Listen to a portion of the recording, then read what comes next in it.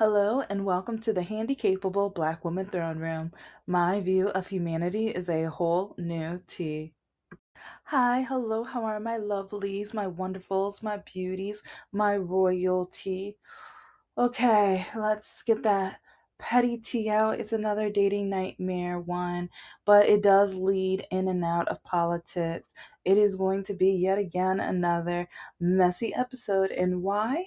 Because my channel is as messy as my life. Yes, yes, it really is right now. Okay,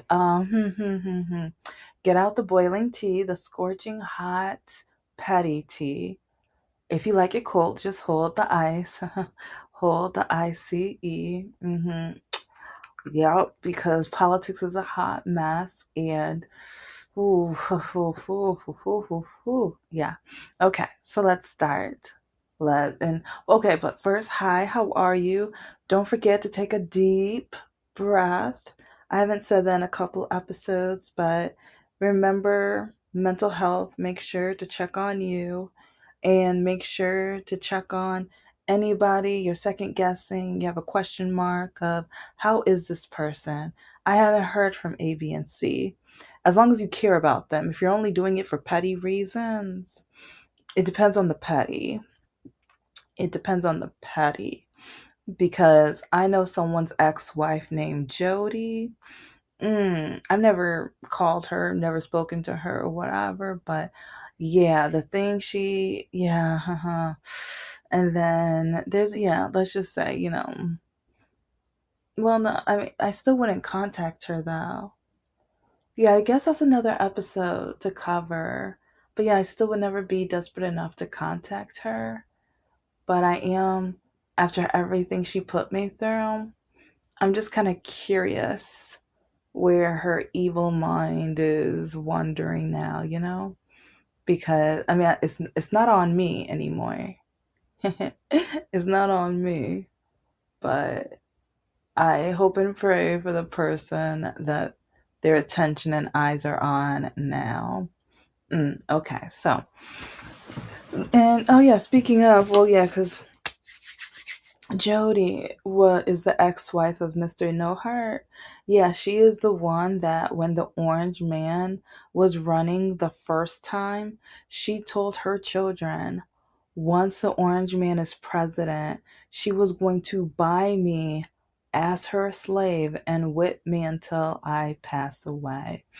Yeah. And the only reason my ex dated me was to make her jealous because I have more education than both of them and most of his family members. And like with a lot of my jobs and a lot of the opportunities and things that I have done, she hated me because, especially me being a black woman and her a white woman, she hated the fact that a black woman was passing her when it comes to a lot of achievements and goals, and she was disgusted by that, and she was nothing but a hater and just a bigot basically. So yeah, but I'm going to be talking about dating and marriage and breaking up and separating and selfishness and the politics of how a lot of Republicans want to take away just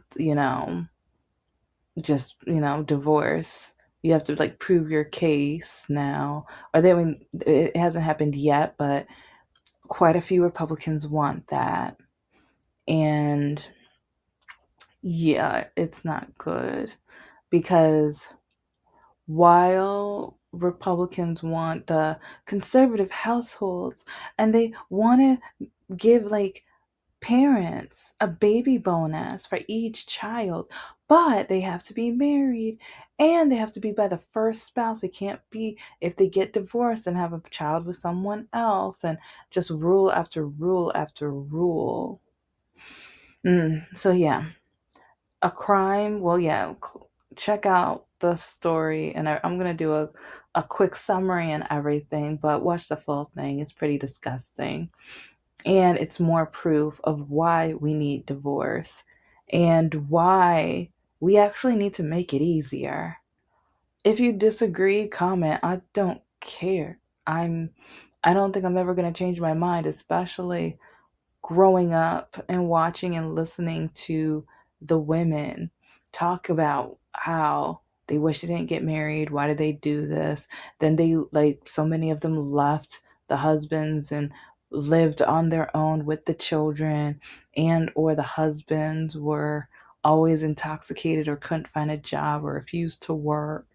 And just, I mean, some of them, it was the woman that was the problem. But either way, and I'm not saying all of them, I'm giving examples. And some of them I wasn't related to. There's some of these people was watching from afar. White, black, Hispanic, yeah, it's like all different demographics. And especially once I got old enough to even think about dating and marriage. Mm. Once I started dating the guy from church and then realizing I could never marry him.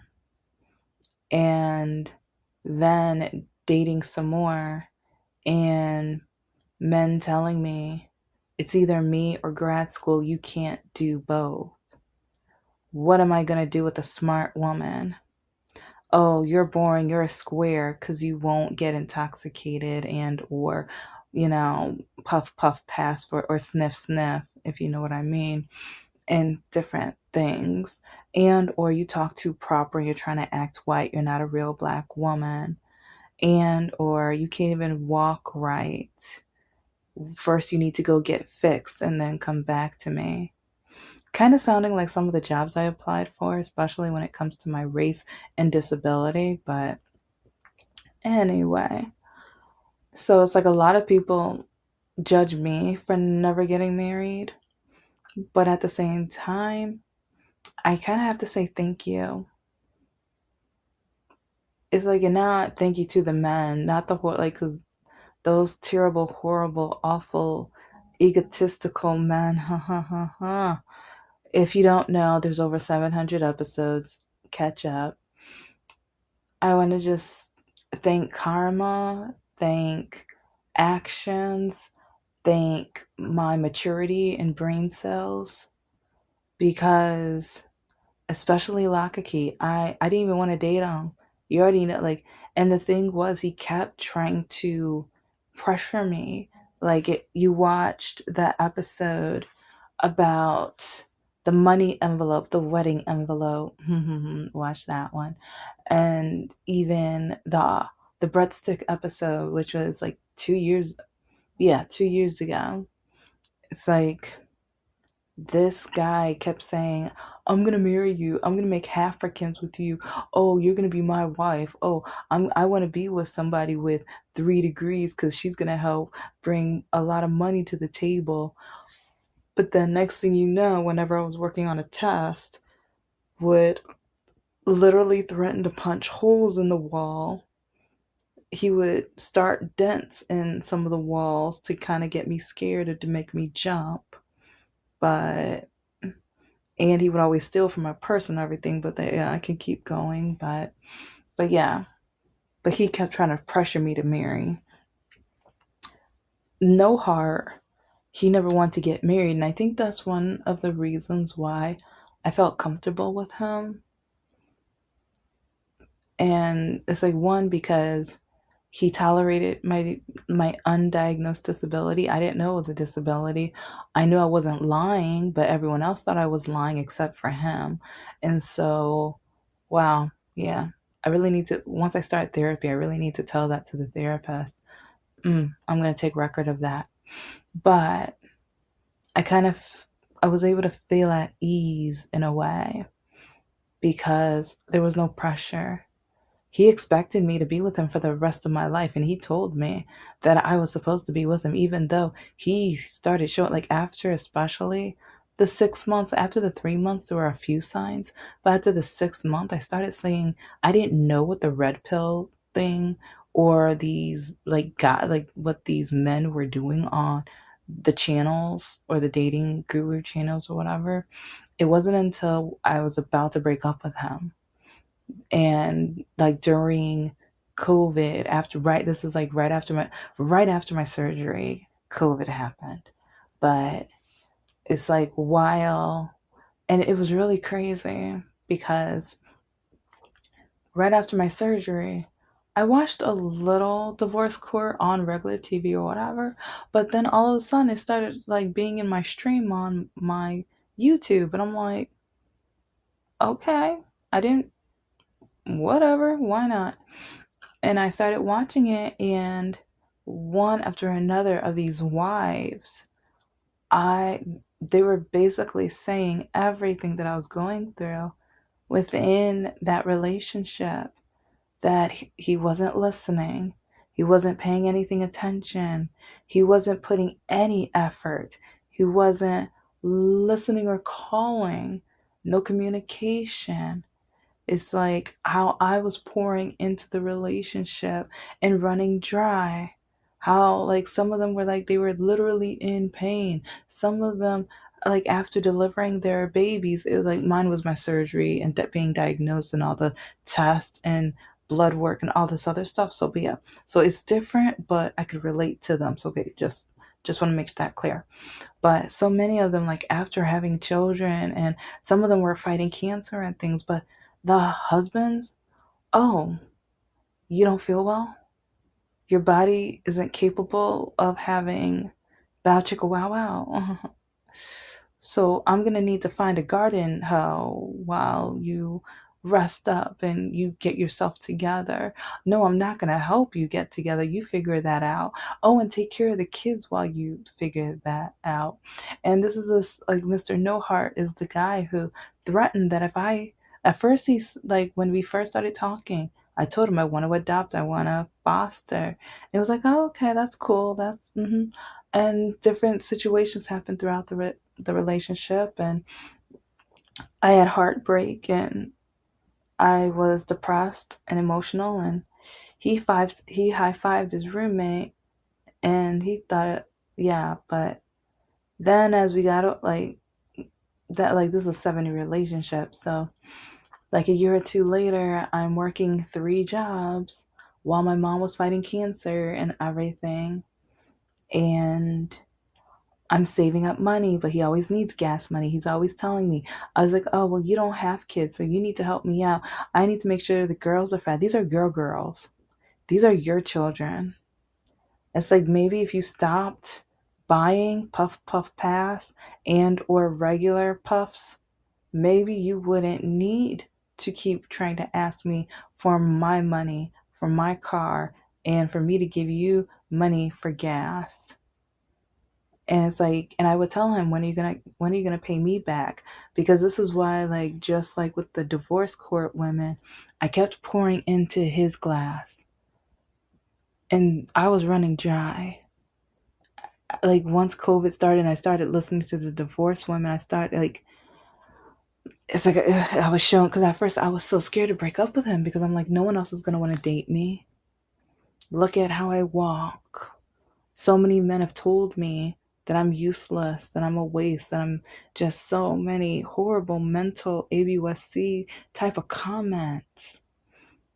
And some men are like, if you can't even walk right, how are you able to get these degrees? So then I started second guessing myself. But then I'm like, no, well, now I know I worked my butt off. Having a disability doesn't mean that I'm not capable and able of achieving great and amazing things. And I have a current bully right now who tried to put me down in well, I've already mentioned her in a few episodes, but and I'm going to talk all about how so many of my exes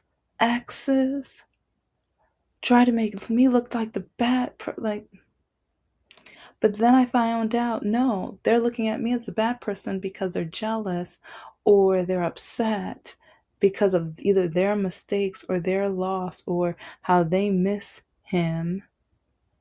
And I know that I am a great woman because I keep having one ex after another ex trying to get back with me because Mr. No Heart, Mr. No Heart. This man, I think it was like 2 or 3 years after I broke up with him. It's like he found me on Reddit and he found my YouTube channel. Because part of me felt like once I monetize or once I publish like my novel and maybe a few more children's books, I'm gonna have a whole episode on that, and then I'm going to unblock his family members. But I'm gonna wait that 48 hours because yeah, you gotta wait because you can't just unblock and block again. So I'm gonna not tell them, and then I'm going to I'm going to create like a whole list of episodes all about him and their family and how I talk about them because I'm not scared of them. I tell the whole truth, nothing but the truth, and they know it, and that's one reason they won't be able to get back at me. But then right after I do it, I'm going to block them again because they don't get to comment. They don't get to comment their bigotry, hatred, and awful treatment. And just imagine if I had married this fool. It's like he didn't even go to my mother's funeral. The night my mother passed, I'm at the hospital calling him crying. He was too busy playing his video games. Too busy playing his video games, and I am on the phone crying. He knows the terrible relationship I had with my mother. He knows how, like, one day I wish that once I was able to, like, just buy the house and have my space and freedom and everything from her, that I could be able to sit down and either make peace or, or tell her off and have her yell at me and remind me that I'm nothing but a disappointment and I'm never going to be anything to her and that no one's ever going to want me, love me and marry me and everything like that. All of the same things that she told me year after so many years. But I was on the phone with him. I needed him. He was never there to pour into me. Instead, he wanted me to come over to his house that Saturday. And I'm just like, we're planning the funeral. We're trying to get things together. And I'm still working all three of my jobs. And he didn't care. He was just like, so you mean you can't come over? Yeah. And even the next week that I was able to come over, he played his favorite Disney movie. Cause yeah, I'm a Disney nerd. But I just thought it was really crazy how the the week that I come back after my mother's funeral, after I literally begged that man to come. I begged him to come to her funeral, but he was like, I'm gonna be the only white person. That was the only thing on his mind, but he wasn't. There were quite a few because, like, yeah, my parents, yeah, they have quite a few friends of different demographics. My sister has quite a few friends of different demographics, but my ex didn't allow me to hang out with many of my friends. So, and a lot of the friends were fake. So I, yeah, I didn't really have he was the only one that I thought I had to come, and he didn't. He doesn't know how disappointed I am in him and now how I will never forgive him. And yes, some Christians are going to be like, forgiveness is in the Bible. You're supposed to forget. Skip that. Skip that. It's like so many men, so many people, but I've only dated men, and I keep seeing how so many men expect women to just give and give and give and give and give. And but then don't be independent. Stay at home, take care of the kids, take care of me, make sure my needs are met. But yeah, you'll take care of yourself too. I don't need to pour into you because you're a woman. You're empathetic. You're the emotional one. You're gonna help me and help me provide, and you're gonna do the workless work. of cooking and cleaning and taking care of the children. Mm. And Mr. No Heart. Ooh, Mr. No Heart. So many men out here, especially now. It's like we already heard about that lieutenant governor and then that guy from Louisiana.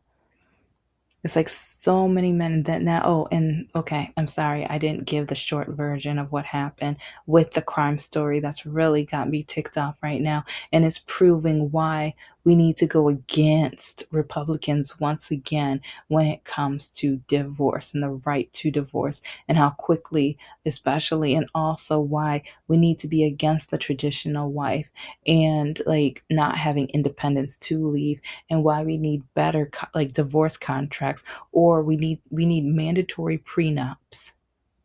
We need mandatory prenups because maybe this will make sure that the man, like he already knows, like, okay, like if we divorce A, B, and C, and or women need an app of, if you don't hear from me from this time to this time, something probably happened to me and it was probably him. It's really sad, but we're probably going to need an app like that because so many men, this has happened so many times of so like just man after man, just, oh, I don't want to be married anymore. I want a younger woman. I'm bored in the relationship, because that's what happened with this one relationship. He had the nerve to say he was bored and he cheated on his wife. And well, he's been accused of eliminating her. But then, oh, he got placed on bond, had a tether. Oh, yeah, he skipped that mess. He flew all the way to Italy. Flew all the way to Italy. Because there's a catch in Italy. An interesting catch, too. Because if you're going up for the death penalty, Italy will keep you. Italy's against that. So once Italy is not finds out that they are not going to put him up for death row, then they will release him. But if they say they will, Italy keeps him. So now he gets to choose, like, he's living his fate, like, or he gets to live the rest of his natural life. Something we can't say. He was so selfish. And also, his wife was, I believe, like 9 weeks pregnant. Oh, because back with Republicans, they say they're pro-life and everything like that. And it's like they say that they are for the woman and crap like that. Even though, like, women are in danger, either that having difficulties with pregnancies or with the person who impregnated them. Some men, they don't, like, either they don't want another child, or they don't want one with her, and or she's boring, or she's getting old, or she's not looking the youthful, like, even though he's aging too. Do you know how many relationships I met where I see the man and the woman is looking amazing for her age, but the man is looking a tired mess? Mr. No Heart was like, you do not know how many times Mr. No Heart's oldest daughter would ask me how old I am, and I would have to keep telling her we're the same age.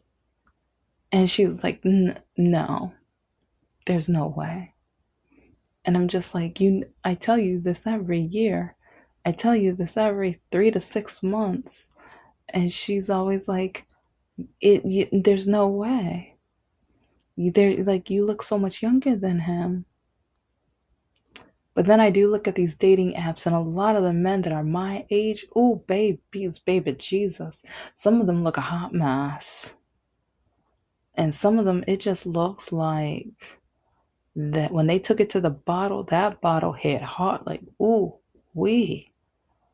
And then a lot of Gen Z boys are writing me and you're a catfish. There's no way you're your age. Oh my gosh. No. I was like, I know you're lying. You're fake. You're this, you're that. And I'm like, okay, if you think I'm fake, then why in the world are you talking to me? Leave me alone.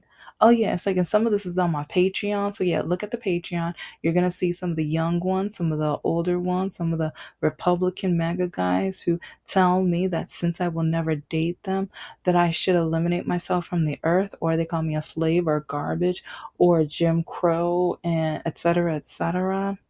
Yeah, and I have so many more to post. Yeah, because it might look like I have a lot of posts. Some of them are repeats because with the repeats, they're in different groups because I was going to create different episodes with them like time and time ago. But yeah, I my life is so messy right now. I'll get to it when I get to it. But with a lot of these men, they judge me and put me down for never being married, even though a lot of them have never been married, and or some of them have been married multiple multiple times. Yeah. Multiple times. But then the man keeps wanting to blame the woman. And I mean, this can go for women too, but remember, I've only dated men. But I don't know. Sometimes I'm just like, mm, after you get divorced twice, maybe you should mandatory go to a therapist and without and with your next relationship, because I think there should be like mandatory pre-marriage counseling if you're on your third one. I think you should do it on, like, if it's your second one too, just in case, because maybe that will help some of the communication and some of the issues that might have happened in the first one. And or maybe if the guy just keeps wanting a newer model, you can find out that way too of what his thoughts are about you as an individual, and if he sees you as more than just cooking, cleaning, and bedroom action and stuff. So yeah, that's kind of what I think. But I know, will half of my thoughts and dreams happen? No, because they're more progressive and they're for the safety of women. And with a lot of men keep blaming women for being over half of the divorces, but then they don't really talk about the men who file for divorce. Instead, they blame the women for not fulfilling the men's desires and needs. But then when a woman files, they don't blame the man for not communicating and or listening or being a team player or helping out with the kids, etc., etc. No, instead they tell the woman that that's her job, and she's like, he's the leader and you're supposed to listen to him, and it's what he says, and all that garbage. And yeah, it's just pretty annoying and frustrating. And so when people try to put me down, because you will see that with the the Patreon from, but about the patriarchy, yeah, try to say Patreon and patriarchy in the same sentence. Ugh. But so many, several, too many men have put me down for not being married. But then when I see these stories, I am so happy and blessed that I broke up with Mr. No Heart. Because at the end of the relationship, I'm probably going to need a part two, or yeah, probably going to need a part two. At the end of the relationship, it's like he knew I was trying to save for a house.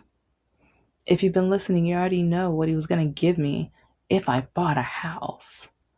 But he only wanted me to buy the house because he wanted to move into the house. And not only move into the house, he wanted to move his daughters into the house as well. But it's like, yeah, he did not know. There was no way that was ever going to happen. And I was going to give him the same rule he gave me at the beginning of the relationship. You can spend the night, you can stay the night, but then you have to go.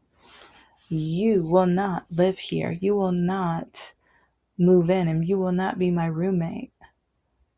I will not be your white knight. Same thing he told me I might have never been married, but I have the common sense and I have the self esteem to know better. Thank you so much for listening to the Handicapable Black Woman Throne Room. I am a woman, I am of color, and I am handicapable. But most importantly, I am human and you're human too.